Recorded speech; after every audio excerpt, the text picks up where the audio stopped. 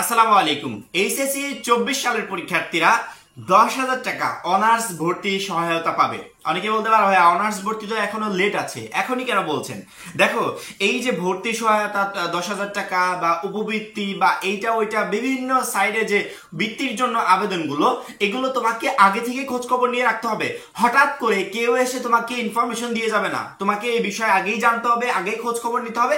পরবর্তীতে সময় মতো নোটিশ প্রকাশ পেলে জাস্ট আবেদনটা করে ফেলতে হবে। নয়তো বা হঠাৎ করে তুমি এই খবরগুলো পাবে না, আবেদন প্রসেসের সময়টা পেরিয়ে যাবে।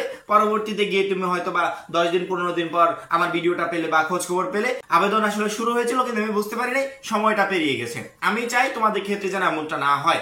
প্রত্যেকটা বিষয় যেমন অনার্স ভর্তি নিয়ে তোমাদের A to Z আপডেট দিচ্ছি, কারণ কি এখন থেকে বিষয়গুলো জেনে রাখলে ভর্তি আবেদনের সময় কোনো ধরনের কোনো ভুল হবে না। সেম ভাবে উপবৃত্তির যত বিষয় আছে টোটাল বিষয়গুলো সম্পর্কে আপডেট দিব। এবং আজকে আমরা কথা বলবো 10,000 টাকা অনার্স ভর্তি সহায়তা। শিক্ষা সহায়তা ট্রাস্ট থেকে আমাদেরকে ভর্তি সহায়তা দেওয়া হয় একটা অ্যামাউন্ট।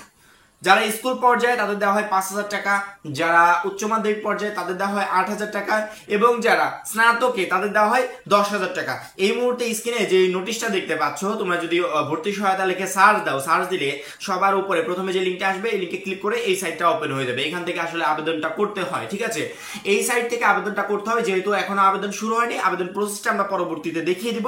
শুধুমাত্র তোমাদের বেসিক ইনফরমেশন গুলো দিয়ে দিচ্ছি যে ভর্তি সহায়তাটা আসলে কি। প্রতি বছর 3টা পর্যায়ে শিক্ষার্থীদেরকে ভর্তি সহায়তা দেওয়া হয়। স্কুল পর্যায়ে দেওয়া হয় 5,000 টাকা, কলেজ পর্যায়ে 8,000 টাকা এবং স্নাতক পর্যায়ে দেওয়া হয় 10,000 টাকা। অর্থাৎ তোমরা লাস্ট পর্যায়ে এসে দাঁড়িয়ে আছো, তোমাদেরকে দেওয়া হবে 10,000 টাকা। এবং এই 10,000 টাকার জন্য একটা আবেদন করতে হয়। এই আবেদনগুলো কিন্তু অফলাইন না, অনলাইনে আবেদন। অর্থাৎ তুমি একটা ডকুমেন্ট সাবমিট করবে। যেমন ধরো কলেজে ভর্তির সময় বা তুমি যখন অনার্সে ভর্তি হবে, তোমাকে অনেক কাগজপত্র অ্যাড করতে হবে ফর্মের সাথে, পরবর্তীতে গিয়ে তুমি ভর্তি হবে। কিন্তু ভর্তি সহায়তা আবেদনের জন্য তোমাকে কোনো কাগজপত্র নিয়ে যেতে হবে না, একদমই না। এগুলো সম্পূর্ণ অনলাইনের মাধ্যমে হবে। অর্থাৎ অনলাইনে তুমি ঘরে বসে ভর্তি সহায়তার জন্য আবেদন করতে পারবে।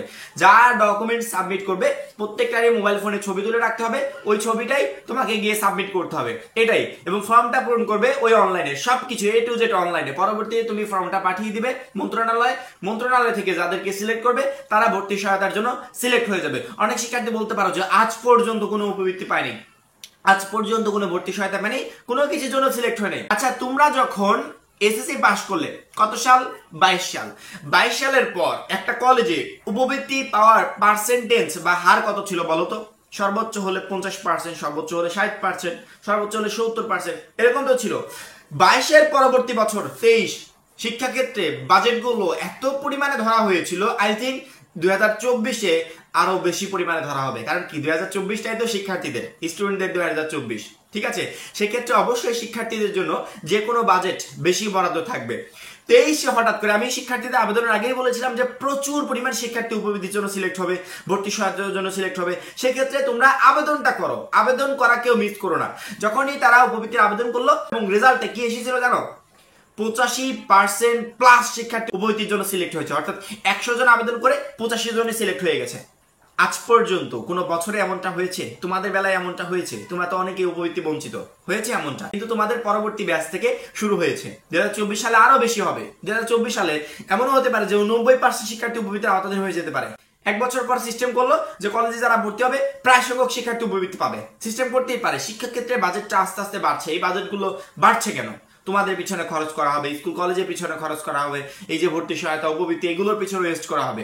সেক্ষেত্রে আমার মনে হয় প্রত্যেকটা শিক্ষার্থীকে আমাদের ভর্তি সহায়তার আবেদন থাকুক বা অন্যান্য সাইডে আবেদন থাকুক, আবেদনটা করবো। পা না পাও এটা পরের কথা, আবেদনটা করার দরকার, আমরা আবেদনটা করবো। তোমাদের রেজাল্ট প্রকাশের পর যখন তোমরা অনার্সে ভর্তির প্রিপারেশন নিবে বা অনার্সে ভর্তি হয়ে যাবে, ভর্তি হওয়ার কিছুদিন পরে তোমাদের এই ভর্তি সহায়তার নোটিশটা প্রকাশ পাবে। নোটিশটা প্রকাশ পেলে অবশ্যই আমরা ভিডিওর মাধ্যমে তোমাদেরকে জানাবো যে অনার্স ভর্তি সহায়তার নোটিশ প্রকাশ পেয়েছে। নোটিশ প্রকাশ পেলে ভর্তি সহায়তার ওয়েবসাইটে গিয়ে তোমাকে অনলাইনে আবেদন করতে হবে এবং সকল ডকুমেন্টস ওয়েবসাইটে সাবমিট করে দিতে হবে। পরবর্তী সিলেকশন হয়, তুমি যদি সিলেক্ট হওয়ার সম্ভাবনা আছে অবশ্যই, এই জন্য ভিডিওটা বানাচ্ছি। শুধুমাত্র যে আমাদের ভর্তি সহায়তা আবেদনই আছে এমনটা না, আমাদের অনার্সে প্রচুর পরিমাণে আবেদন আছে। যেমন ধরো ডাচ বাংলা ব্যাংক মেধাবী শিক্ষার্থীদেরকে প্রতি বছর একটা বৃত্তির আওতাধীন করে, শিক্ষাবৃত্তি। ডাচ বাংলা ব্যাংকে কলেজ পর্যায়ে প্রায় ধরতে গেলে 67,000 টাকা মতো দেওয়া হয় 2 বছরে। তার দাও কত হয় একটু হিসাব করে দেখো, অ্যামাউন্টটা অনেক বেশি। এই পরিমাণ টাকা যদি কোনো একটা শিক্ষার্থী পায়, তার পড়াশোনার ক্ষেত্রে প্রায় ধরতে গেলে অর্ধেক খরচটা হয়ে যাবে। একটা ব্যাংক যদি আমার অর্ধেক খরচ বহন করে, সেক্ষেত্রে আমার ফ্যামিলির উপর থেকে কতটা প্রেশার কমে গেল না? একদমই প্রেশার কমে গেল। অনার্স ভর্তির এমনও কলেজ আছে যেই কলেজে এই ব্যাংকের যে টাকাটা দেওয়া হয়, এই টাকা দিয়ে পুরো 4 বছরে তুমি পড়াশোনা কমপ্লিট করে ফেলতে পারবে। ফ্যামিলির উপর থেকে প্রেশার কতটা কমে গেল না? অবশ্যই তোমার এই বিষয়গুলো জেনে রাখা প্রয়োজন।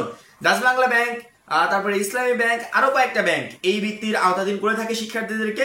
আমরা পর্যায়ক্রমে 1 বাই 1 তোমাদের বৃত্তি বিষয়ক সবগুলো আপডেট দিব, সবগুলো ভিডিও দেবো। আমাদের চ্যানেলটাকে যারা সাবস্ক্রাইব করে রেখেছো তাদেরকে এই বিষয়গুলো নিয়ে ভাবতে হবে না। শিক্ষার্থীদের কখন কি প্রয়োজন বুঝে আমরাই তোমাদেরকে দিয়ে দিব। অনার্স ভর্তি সহায়তার বিষয়টা জানিয়ে রাখলাম। আমরা সবসময় নজর রাখছি বোর্ডের ওয়েবসাইটগুলোর উপর।